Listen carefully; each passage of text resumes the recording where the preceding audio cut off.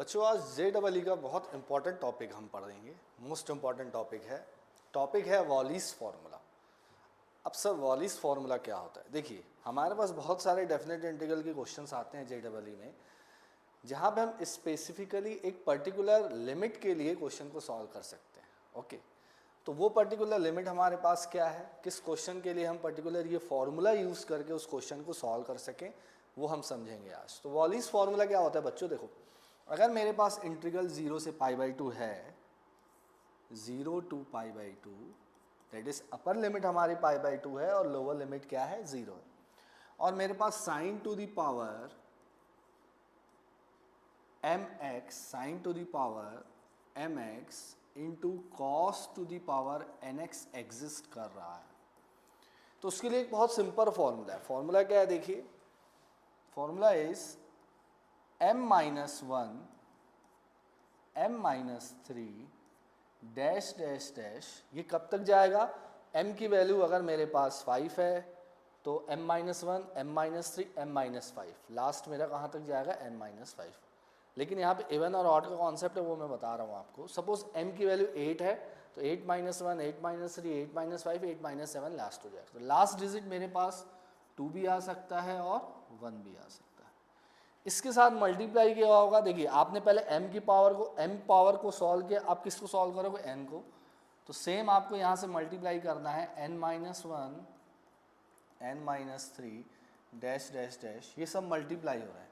यहाँ पे भी आपका 2 आ सकता है या 1 आ सकता है। इस न्यूमरेटर को आप मल्टीप्लाई करोगे k से। k क्या है मैं आपको बता रहा हूँ।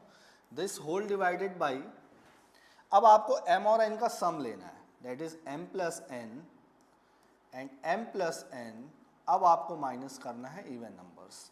तो m प्लस n -2 हुआ, अब m प्लस n -4 हुआ, और ये लास्ट कहाँ तक जा सकता है? 2 और 1। So we have formula to calculate this definite integral from limit 0 to π/2 having special functions, or we can say that particular functions sin to the power mx and cos to the power nx।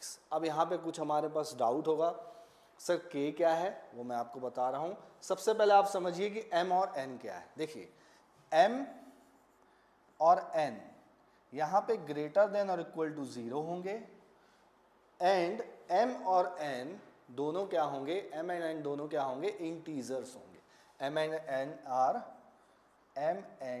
Are integers.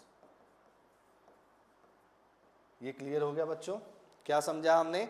m और n क्या होंगे? Integers होंगे, और ये greater than equal to क्या होंगे? 0 होंगे। अब दूसरी बात, सर k क्या है? देखिए अगर मेरे पास m एंड n दोनों इवन है, case 1 m and n are even. अगर m और n दोनों इवन है, अगर m और n दोनों इवन है, इसको मैं सही से लिख देता हूं। इफ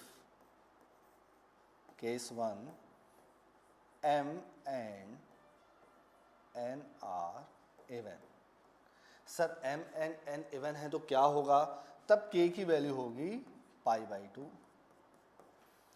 और अदरवाइज अगर और कोई केस एग्जिस्ट करता है m और n का, तो उस केस में k की वैल्यू होगी 1। कितना सिंपल है, देखिए m and n both are even, then we have k equals to π/2।